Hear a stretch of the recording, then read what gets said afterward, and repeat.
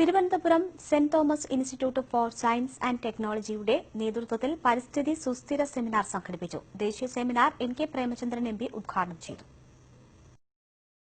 പരിസ്ഥിതി സുസ്ഥിരത സംബന്ധിച്ച ദേശീയ സെമിനാറാണ് കോളേജിൽ നടന്നത്. 2 ദിവസമായി നടക്കുന്ന സെമിനാർ എൻ.കെ. പ്രേമചന്ദ്രൻ എം.പി. ഉദ്ഘാടനം ചെയ്തു. പരിസ്ഥിതി സംരക്ഷണത്തിനുതകുന്ന പ്രായോഗിക നിർദ്ദേശങ്ങൾ എഞ്ചിനീയറിംഗ് വിദ്യാർത്ഥികളിൽ നിന്നുണ്ടാകണമെന്ന് എം.പി. പറഞ്ഞു.